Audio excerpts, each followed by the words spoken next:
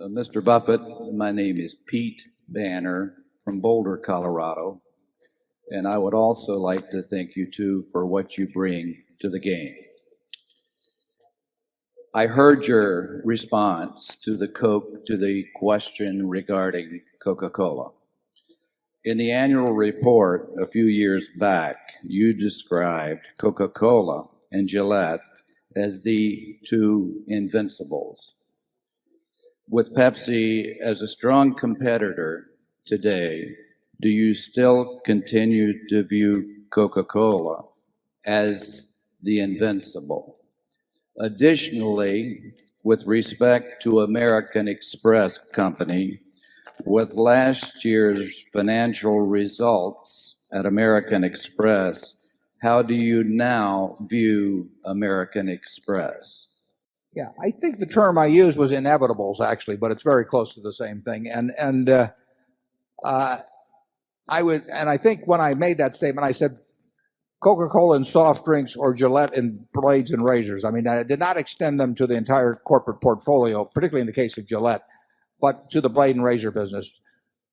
Gillette now has 71% by value of the blade and razor business in the world. Just think of that. I mean, 71%. Here's a product that everybody knows what it does. They know how to make, they know where it's sold.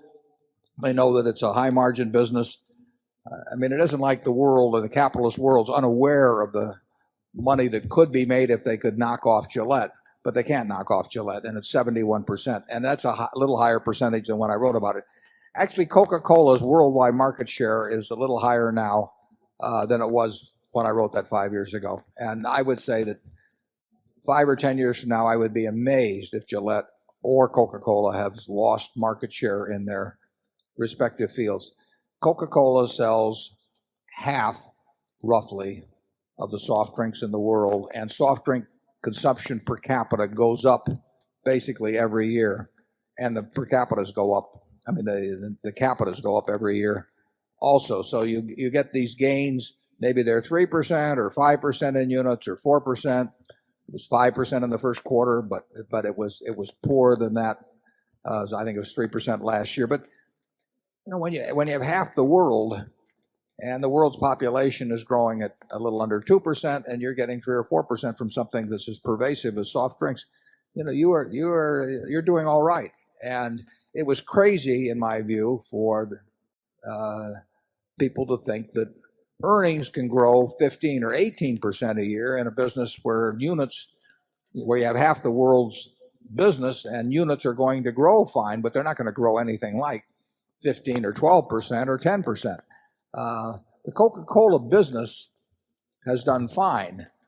People went crazy in terms of valuing some of these businesses a few years back, and I think we had some cautionary language in there generally about the valuations at which the business is sold.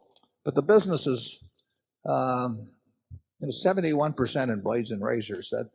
There's some countries where it's 90. In the U.S., it's also about 70%. Those are huge market shares of something people use every day. In this country, it's a little over 8 ounces per day.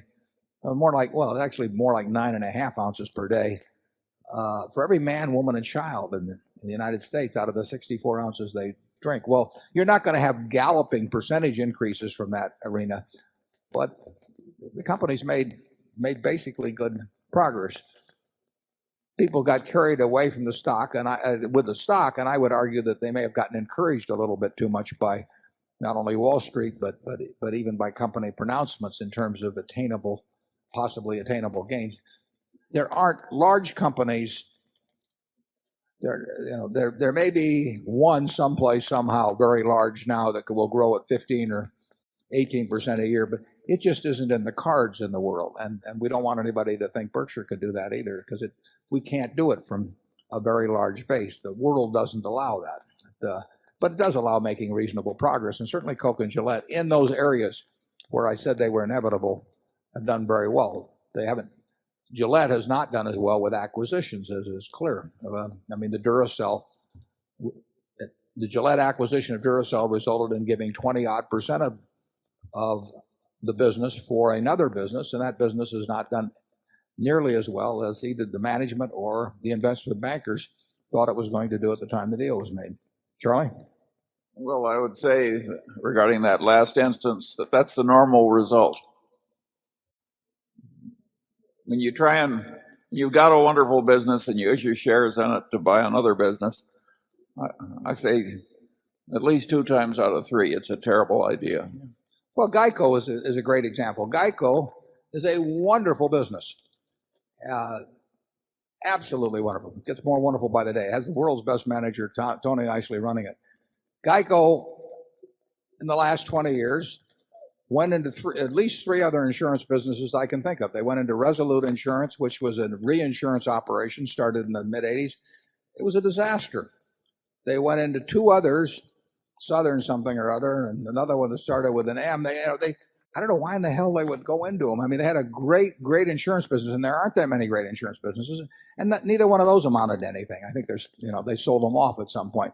But why would you have an absolutely wonderful business and start one and buy 2 others that are obviously mediocre, where you bring nothing to the party? But management's it's very human to want to do that. It's no great sin that the Geico management did it, because we see it happen time after time after time.